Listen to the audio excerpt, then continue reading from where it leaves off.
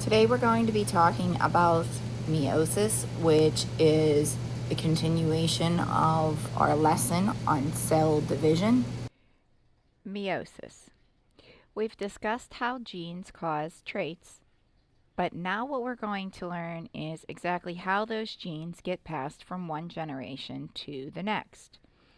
And it is building off of what we just learned about cell division with mitosis. It's a different type of cell division called meiosis. It is meiosis or meiosis compared to mitosis. Meiosis is the cell division that occurs and results in sex cells or gametes. So gametes would be your sperm and your egg cells. So why is it that meiosis has to occur in those gametes instead of mitosis? Well, in sex cells, what we want is we want half the number of chromosomes as our original cell had. In mitosis, the number of chromosomes in the cell remain the same. So one of the things that we're going to review is haploid and diploid cells, and we're going to talk about how they are different. Most cells in an adult organism's bodies contain two sets of chromosomes. Only the reproductive cells have one set of chromosomes. So your somatic or body cells contain two sets of chromosomes. And that is what mitosis gives us, is mitosis gives us those identical cells. Your reproductive cells, or the gametes, the sperm and egg cells, have one set of chromosomes, or they are haploid. And this is what meiosis gives us. In a diploid cells, the pairs of chromosomes are called homologous chromosomes. Homologous chromosomes have matching genes. One of the chromosomes come from the mother and one from the father. One pair of replicated homologous chromosomes is known as a tetrad.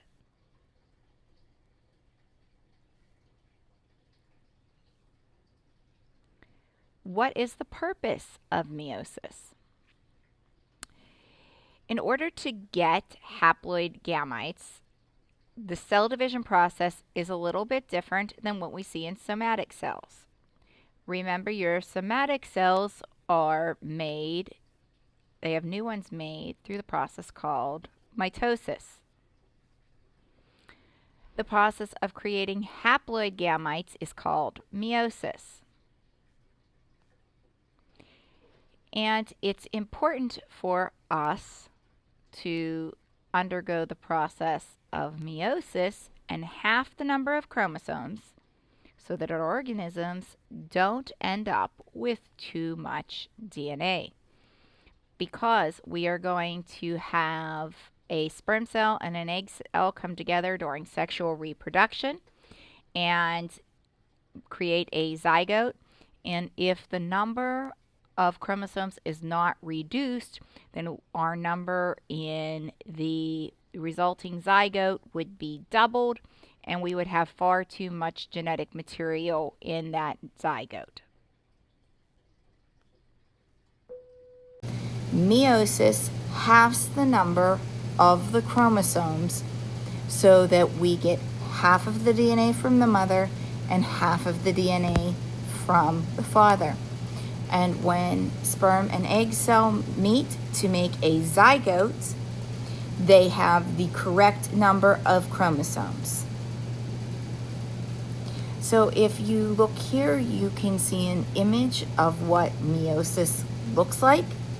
Meiosis begins in the same way as mitosis does, with the chromosomes duplicating. But unlike mitosis, there is a second division where the chromosome numbers are reduced by half. So they go through 2 rounds of division in order to half the number of chromosomes. let's take a look at the phases of meiosis.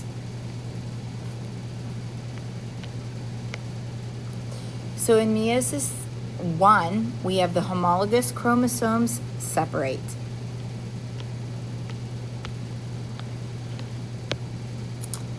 In meiosis 2, the duplicated chromosomes separate just like in mitosis. In meiosis, the chromosomes are separated and the number is reduced.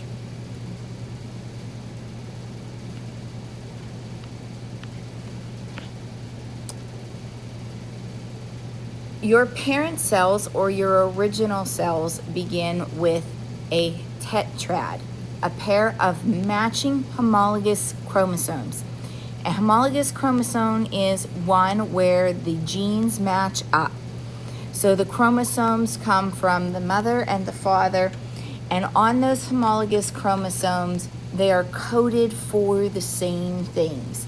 So if the 16th chromosome codes for eye color and hair color, it codes for eye color and hair color on the chromosome that you receive from your mother, as well as the chromosome that you receive from your father.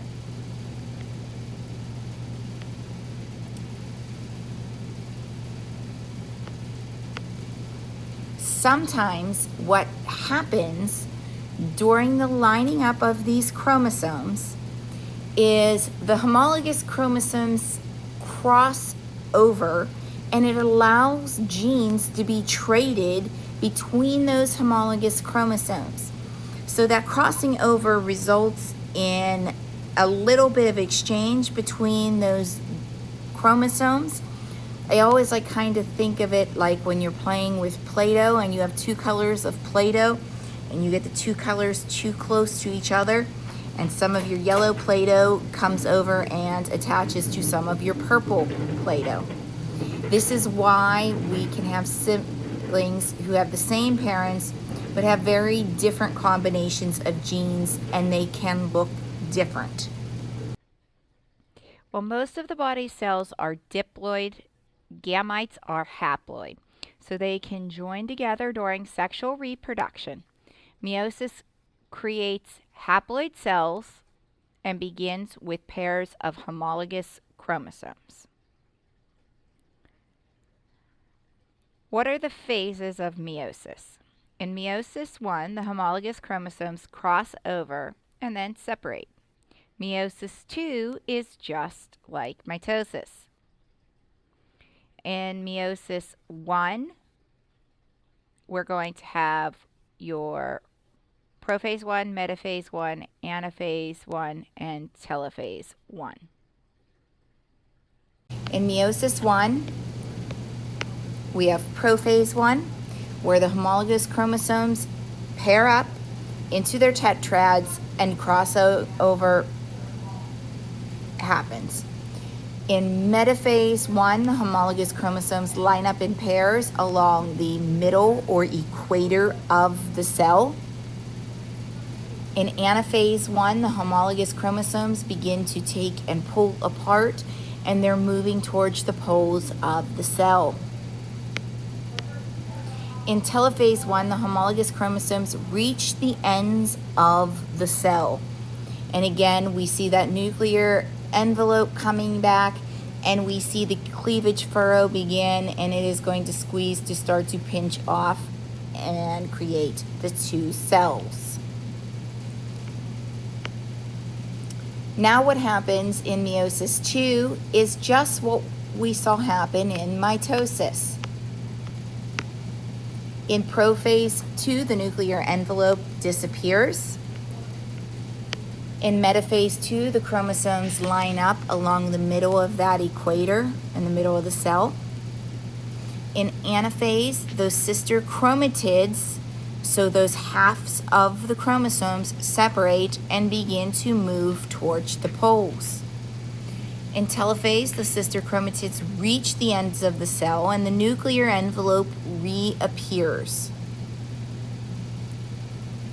What we see at the end of meiosis 2 are 4 separate cells that are each unique. Remember, in mitosis, we end up with two identical cells that are identical to the original cell, and they have the same number of chromosomes. In meiosis, we have half the number of chromosomes, and we have 4 daughter cells. Remember, those daughter cells are different from each other and the parent cells. Mitosis only occurs in somatic cells or in asexual reproduction. Meiosis occurs only in the sex cells. This is what creates your gametes. Remember, your sperm cell and your egg cell. So, how does the cell cycle affect your life? Well, it has a lot to do with your life. Besides healing, growing, your development, it affects you in very important ways. When cells in the genes become mutated, cell division can become uncontrollable, and uncontrolled cell division is cancer. So when the cell cycle is not regulated and something goes wrong and it doesn't go through the cyclings and checks that it needs and cell division becomes uncontrolled, that is when cancer results.